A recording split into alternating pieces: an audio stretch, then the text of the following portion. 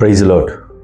வானத்தையும் பூமியும் சமுத்திரங்கள் இருட்டுகளை உண்டாக்கின கர்த்தராகிய இயேசு கிறிஸ்து நாமத்தினால் உங்கள் யாவரையும் இந்த கிறிஸ்தவ புதினங்கள் யூடியூப் சேனல் மூலமாக வாழ்த்தி வரவேற்கிறேன். இந்த ஆவிக்குரிய தகப்பன்னு சொல்லி ஒரு காரியத்தை பேச நான் விரும்புகிறேன். இன்றைக்கி யாரை பார்த்தாலும் பார்த்தீங்கன்னா ஆவிக்குரிய தகப்பன், இவர் என்னுடைய ஆவிக்குரிய தகப்பன் அப்படின்லாம் சொல்லுவாங்க இல்லையா? இன்றைக்கி சபைகளில் பார்க்க முடியுது, ஊழியத்தில் பார்க்க முடியுது இல்லையா? ஆவிக்குரிய தகப்பன்னா என்ன அப்படின்னு சொல்லுவாங்க.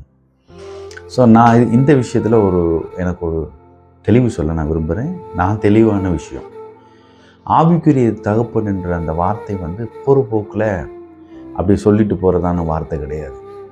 போகிற போக்கில் யாரை பார்த்தாலும் இவர் என்னுடைய ஆவிக்குரிய தகப்பன் சொல்லிட்டு போக முடியாது. ஆவிக்குரிய தகப்பன்ன்றது என்னை பொறுத்த மட்டில் என்னுடைய கஷ்டத்தில், என் நஷ்டத்தில், என் முன்னேற்றத்தில், என் தடுமாற்றத்தில், என்னுடைய புலம்பலில், எனக்கு இல்லாமையில், நான் கவலையோடு இருக்கும்போது, நான் ஆதரவற்று இருக்கும்போது, அல்லது நான் தவித்து கொண்டு இருக்கும்போது எனக்கு யார் பின்னணியாக இருந்து என்னை ஊக்குவித்தாங்களோ, என்னை என்கரேஜ் பண்ணாங்களோ, அவங்க தான் என்னுடைய ஆவிக்குரிய தகப்பனாக நான் பார்க்குறேன். ஆவியில், கிறிஸ்துவுக்குள்ள எல்லா விதத்துலேயுமே, வசனத்தினாலும் சரி, ஒரு ஆவிக்குரிய ஒரு மனிதன் மற்றவங்களால் புறக்கணிக்கப்பட்ட ஒரு நிலையில் இருந்த என்னை பார்த்திங்கன்னா ஆதரித்து என்னை ஏற்றுக்கொண்டு எனக்கு எல்லாம் நல்லது கெட்டது எல்லாம் செஞ்சு என்னை பார்த்திங்கன்னா ஒரு முன்னேற்றத்துக்கு பாதைக்கு கொண்டு போகிற ஒரு தந்தை தான் பார்த்திங்கன்னா ஒரு ஆவிக்குரிய தகப்பன். அந்த மாதிரி எனக்கும் ஒரு ஆவிக்குரிய தகப்பன் உண்டு. பாஸ்டர் சகாயநாதன், கேருப் சகாயநாதன், அவர் தான் என்னுடைய ஆவிக்குரிய தகப்பன். நான் எப்படி அப்படின்னா, நான் ரட்சிக்கப்பட்டிருக்கிறேன், நான் ஞானஸ்நானம் எடுத்திருக்கிறேன். ஆனாலும் பார்த்திங்கன்னா எனக்கு எப்படிப்பட்ட சூழலையும் எந்த நிலைப்பாட்டிலையும் நான் மனம் உடைஞ்ச ஒரு சூழலில் இருக்கும்போது, மற்றவங்க என்னை ஆதரிக்காத போது, மற்றவங்க என்னை புறக்கணிக்கும் போது, அவர் பார்த்திங்கன்னா எனக்கு எல்லா விதத்துலையுமே அக்கறை காட்டி, எனக்கு அன்பு காட்டி, அவர் என்னை பார்த்திங்கன்னா ஸ்பிரிச்சுவலுக்குள்ளே என்னை கைடிங் பண்ணார். அதுக்கப்புறம் தான் சத்தியத்தை அறிந்து கொண்டது, வார்த்தையை புரிஞ்சுக்கிட்டது, பரிசுத்தாவின் வழிநடத்தலை கொண்டு வந்தது எல்லாம் அதுக்கு பிறகு தான். ஆகையால் என்னுடைய ஆவிக்குரிய தகப்பனை நான் அவரை சொல்லுவேன் எப்பயுமே, எங்கேயுமே. ஏன்னா அநேக பாஸ்டர்ஸுங்க என்னை புறக்கணித்தாங்க, அற்பமாக என்னாங்க, புறம் பேசினாங்க, ஏளனம் பண்ணாங்க, பரியாசம் பண்ணாங்க. இப்படிப்பட்ட ஒரு சூழல்லாம் இருக்கும்போது அவர் பார்த்திங்கன்னா எனக்கு என்கரேஜ் பண்ணார். நான் என்ன சொல்ல வரேன் அப்படின்னு கேட்டால், ஒரு ஆவிக்குரிய தகப்பன் என்பது உங்களை நல்லது கெட்டதுலேருந்து எல்லா விஷயத்துலையுமே பார்க்கக்கூடியது தான் ஆவிக்குரிய தகப்பன். பாருங்கள், ஆவிக்குரிய சகோதரன் வேறு, ஆவிக்குரிய தந்தை வேறு, தகப்பன் வேறு.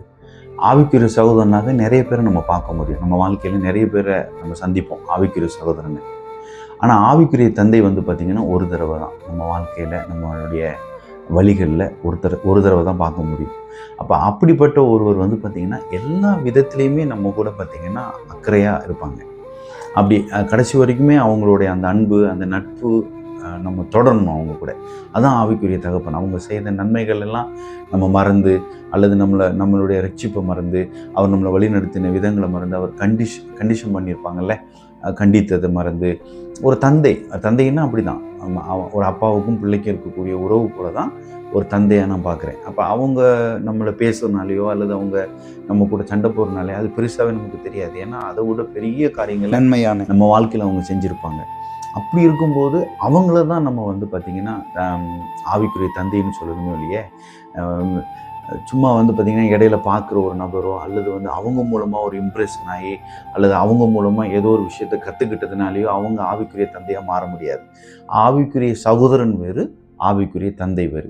அப்போ ஆவிக்குரிய தந்தை வேதத்தின் அடிப்படையில் நீங்கள் பார்த்தீங்கன்னா ஒவ்வொரு ஸ்பிரிச்சுவல் நீதிமான்களை, தீர்க்கதரிசிகளை இப்படியெல்லாம் நீங்கள் பார்த்தீங்கன்னா ஆவிக்குரிய தந்தையாக அவங்க எப்படியெல்லாம் நடந்துக்கிட்டாங்க, எப்படியெல்லாம் வழி நடத்தினாங்க அப்படின்னு சொல்லி பார்க்க முடியும்.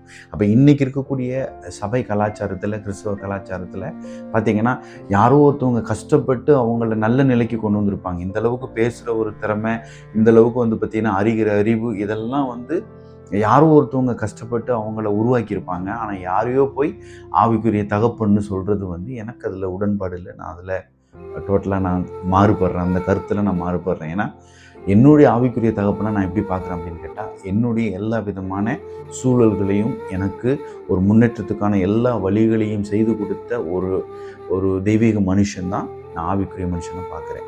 எனக்கு அன்பானவர்களே, உங்கள் வாழ்க்கையிலும் இப்படிப்பட்டதான ஆவிக்குரிய மனிதர்களை நீங்கள் கடந்து போயிருப்பீங்க. ஒரு வேளை அவங்க ஹர்ட் பண்ணியிருப்பீங்க, இல்லை அவங்க முன்னாடியே வந்து பார்த்தீங்கன்னா இன்னொருத்தரை வந்து நீங்கள் ஆவிக்குரிய மனுஷன் சொல்லுவீங்க, என்னுடைய ஆவிக்குரிய தந்தை இவர் அப்படின்னு சொல்லும்போது அவங்க மனசு உண்மையாகவே கஷ்டப்படும். ஏன் அப்படின்னு கேட்டால், அவங்க தந்தை ஸ்தானத்தில் இருக்கிறதுனால நம்ம எல்லாரையுமே போகிறவங்க வரவங்க எல்லாம் வந்து பார்த்திங்கன்னா ஆவிக்குரிய தந்தைன்னு சொல்ல முடியாது.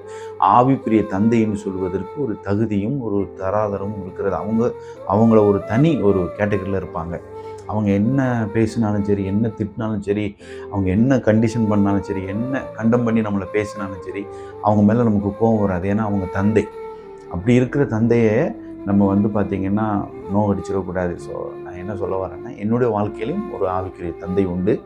ஸோ மற்ற நான் பார்க்குற ஒவ்வொருத்தரும் வந்து எனக்கு ஒரு ஆவிக்குரிய சகோதரனாக தான் நான் பார்ப்பேன் ஒழிய, ஆவிக்குரிய தந்தையாக எனக்கு ஆவியானவர் கொடுத்தது இப்பயும் இருக்கிறது வந்து பார்த்திங்கன்னா அவர் தான். ஸோ அதனால் எனக்கு அன்பானவர்களே, உங்கள் வாழ்க்கையிலையும் இதே போல் யாராவது ஆவிக்குரிய தந்தை நீங்கள் பார்த்தீங்கன்னா நீங்கள் அவங்க கூட அன்பு பாராட்டுங்க, அவங்க கூட நட்பு பாராட்டுங்க. எக்காரணத்தை கொண்டு அவங்கள விட்டு நீங்கள் தூரம் போயிடக்கூடாது. ஏன்னா நீங்கள் இயேசு அறிவதற்கு, இயேசு கூட நீங்கள் நெருங்குவதற்கு, மற்ற தொடர்புகள்லாம் கிடைப்பதற்கு அந்த தந்தை தான் வந்து பார்த்திங்கன்னா காரணமாக இருந்திருக்காங்க. அவரை தான் ஆண்டவர் வந்து நமக்கு தந்தையாக இந்த பூமியில் ஒரு ஆவிக்குரிய தந்தையாக கொடுத்துருக்குறார். மற்ற எல்லாம் ஞானம் கிடச்சிருச்சு, புத்தி கிடச்சிருச்சு, படிப்பு வந்துருச்சு, ஆவியில் நான் வந்து ரொம்ப இதாகிட்டேன் அப்படின்னு சொல்லிட்டு உண்மையான ஒரு ஆவிக்குரிய தந்தையை நம்ம புறக்கணிக்காமல் ஒதுக்காமல் நம்ம இதை புரிஞ்சுக்கணுன்னு நான் பிரியப்படுறேன். God bless you. தேங்க்யூ.